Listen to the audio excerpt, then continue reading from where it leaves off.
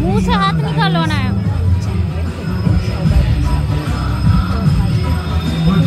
मुंह से हाथ निकालो।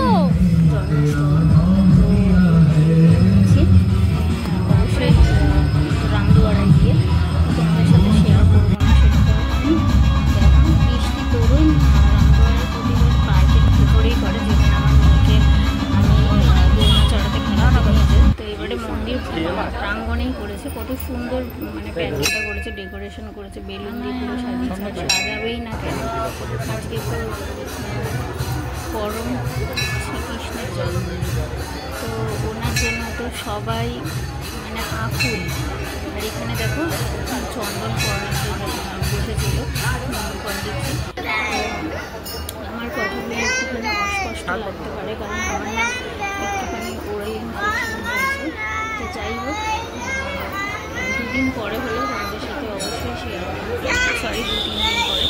দেখো কত সুন্দর করে বেলুন দিয়ে সাজিয়েছে। আমার অনেক দিনের ইচ্ছা ছিল যে গপু সোনাকে একটুখানি দোলনায় তোলাবো, যেহেতু আমার যেখানে রেন্টে থাকি সেখানে অতটা বড় স্পেস পিতলের মূর্তি কিনবো, তো উনি না আসতে চাইলে তো আর হয় না। তো যাই হোক, এখানে দেখো প্রতিবারই ভাবি যে ফাংশন দেখবো, তো এবারের ইচ্ছা ছিল, তো দেখেওছি। দেখো কত সুন্দর করে রাধে রাধে বলে ফুল দিয়ে সাজিয়েছে। আর এখানে সব প্রতিবারই মানে আমি 4 বছর ধরে এখানে রয়েছি, যেখানে থাকি আর কি, নারায়ণা।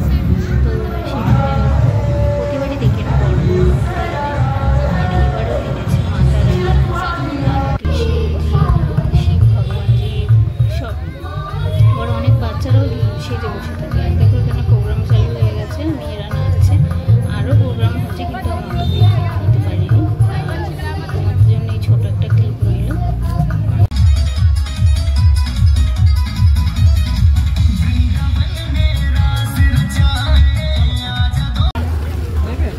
একটা কিছু নিয়ে বসেছিলাম না, ছিল বৃষ্টির কোনো ঠিকানা নেই। এবারে গ্যারেতে খুবই বৃষ্টি হচ্ছে, জায়গায় জায়গায় জলের সমস্যা হচ্ছে।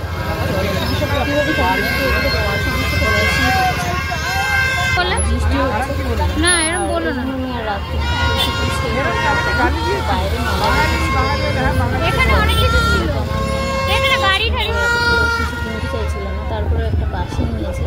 আর এখানে ছোটোবেলার কথা, আচ্ছা ঠিক আছে, এই যে নৌকা দোলনাগুলো, তারপরে এখানে গ্যারিতে অতটা প্রতিবার বাসি নেবে, যেমন রথের মেলা, দুর্গা পুজোর মেলা, রাসের মেলা, দোল পূর্ণিমার মেলা, বিভিন্ন মেলা বসে, কিন্তু এখানে শুধুমাত্র নবরাত্রি আর এই জন্মাষ্টমী উপলক্ষে বসে, তাও ছোটোখাটো মতন। আর দেখো এত মানুষের সমাগম, কী ভালো লাগছিল। একটা মুহূর্তের জন্য মনে হচ্ছিল যে দুর্গা ঠাকুর দেখতে বেরিয়েছে।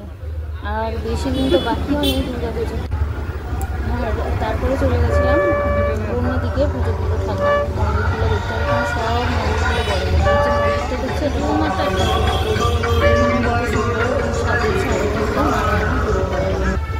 পাঞ্জাবিতে। তারপরে দেখি মন্দির, ওখানে যাচ্ছিলাম, লাইটিংগুলো দেখতে কি ভালো লাগছিল।